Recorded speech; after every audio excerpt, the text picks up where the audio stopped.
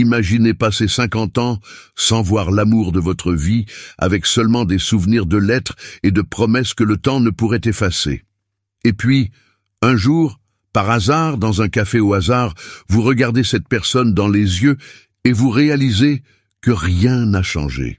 Ricardo et Sofia se retrouvent après un demi-siècle, séparés par des choix et des circonstances, mais unis par un amour qui ne s'est jamais éteint.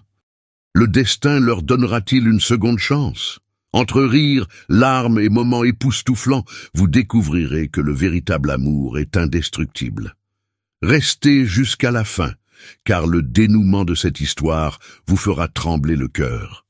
Il ne s'agit pas seulement d'amour, mais de tout ce que le temps ne peut effacer.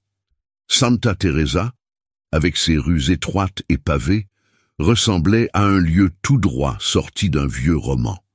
Le soleil brillait avec éclat sur les maisons blanches et le bruit des enfants qui jouaient résonnait dans les ruelles.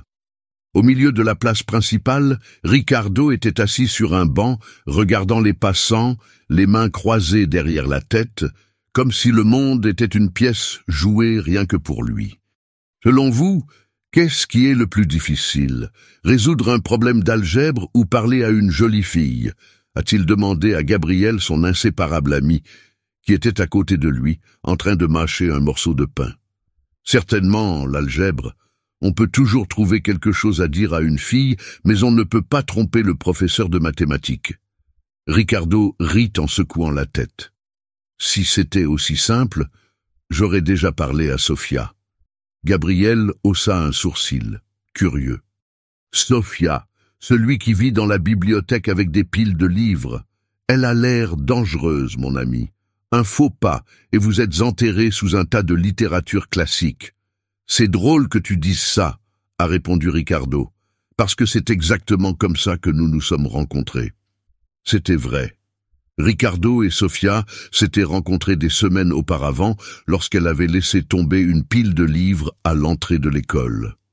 Lui, en essayant d'aider, a fini par gêner plus qu'il n'a résolu. « Je ne savais pas que vous transportiez toute la bibliothèque », avait-il dit en rassemblant les livres. « C'est une méthode efficace pour éloigner les garçons curieux », répondit Sofia avec un sourire timide. Mais la conversation est restée dans son esprit pendant des jours. Il y avait quelque chose chez cette fille qui l'intriguait. Le temps a passé et les deux ont commencé à parler plus souvent. Sofia, cependant, était réservée.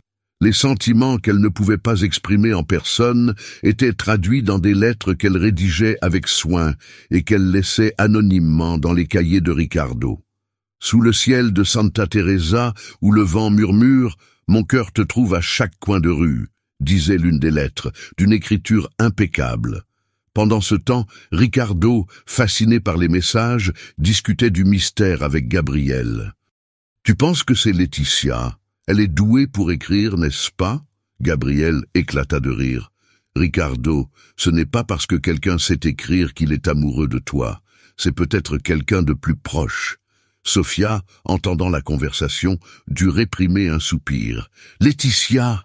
pensa-t-elle irritée. « Il ne remarque jamais rien. » Les mois passèrent, et le lien entre Ricardo et Sofia s'approfondit, même s'il ne soupçonnait pas que les lettres provenaient d'elle.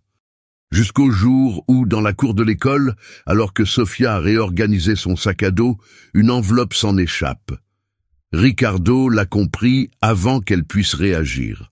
« Tu ne m'en as pas apporté un aujourd'hui ?» a-t-il plaisanté en tenant l'enveloppe. Mais l'expression de Sofia révélait tout. Elle essaya de le reprendre, mais Ricardo éloigna sa main, intrigué. « Alors, c'était toi ?»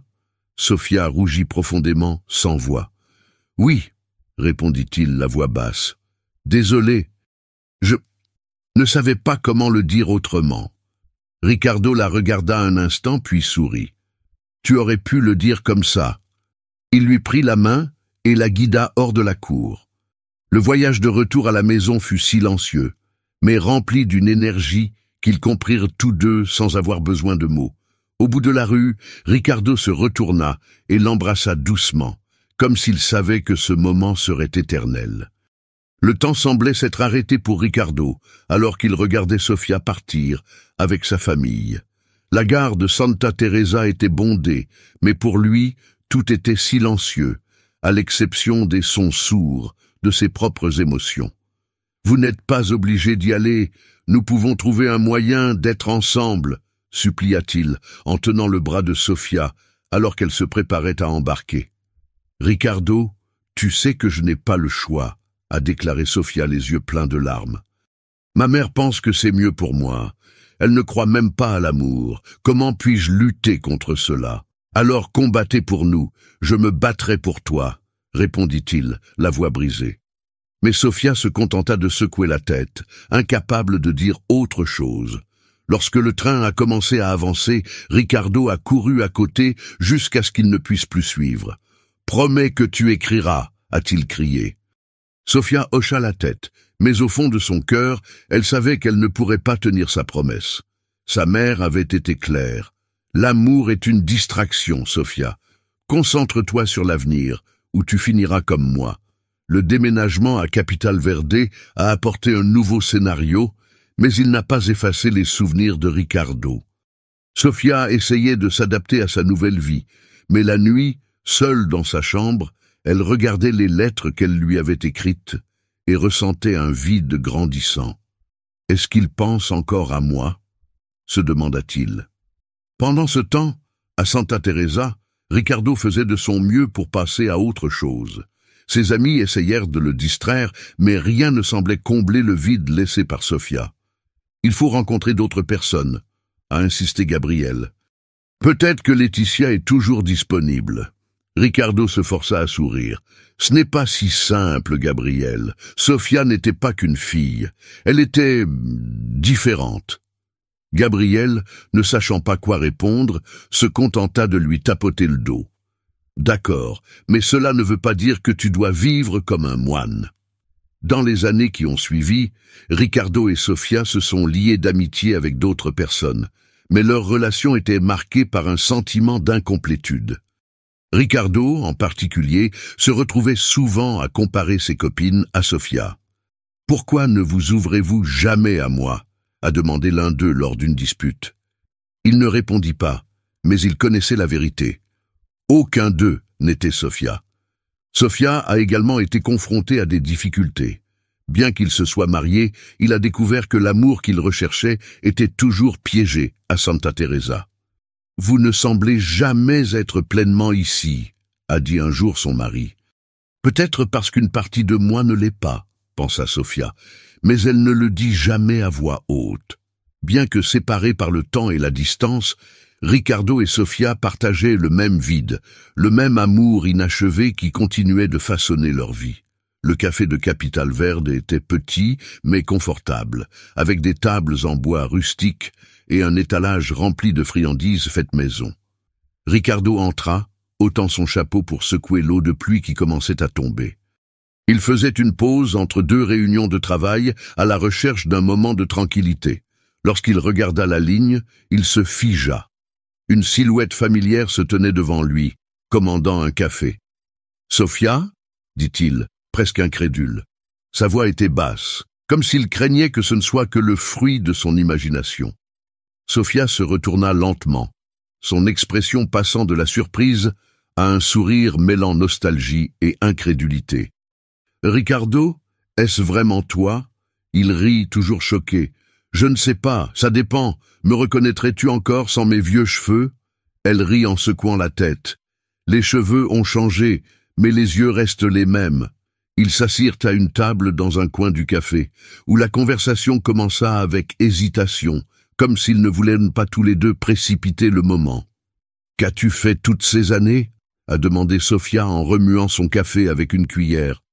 « Travailler trop et penser trop peu », répond Ricardo en souriant. « Et toi ?»« Survivre, je suppose. La vie ne suit pas toujours le scénario que nous avions imaginé. » Ricardo se pencha un peu en avant.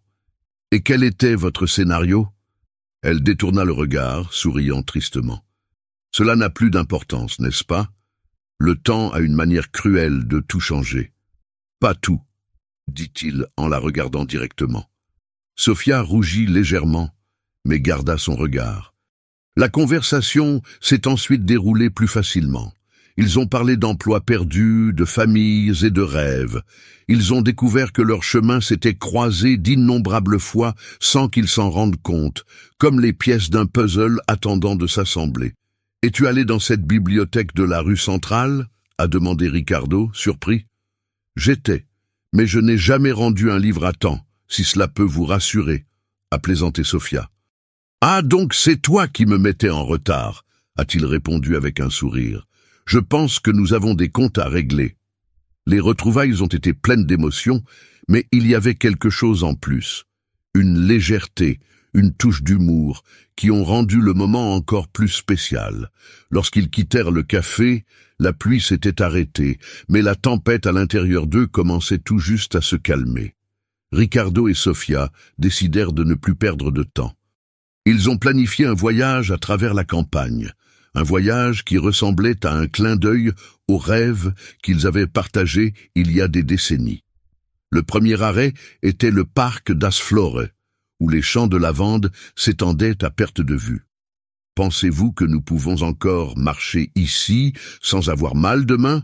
a plaisanté Sofia en observant le chemin à parcourir. « Eh bien, si nous restons, au moins le paysage sera assez beau pour le justifier, » répondit Ricardo avec un sourire.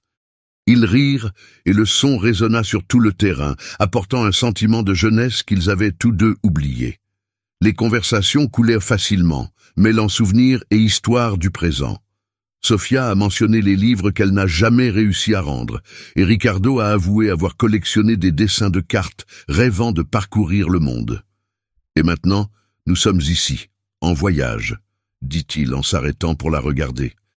Il semble que certains rêves attendent juste le bon moment.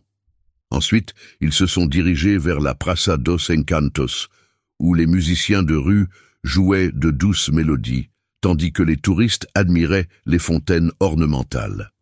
Ricardo et Sofia étaient assis sur un banc voisin, observant le mouvement. « Tu te souviens quand on avait dit qu'on allait danser dans la rue un jour ?»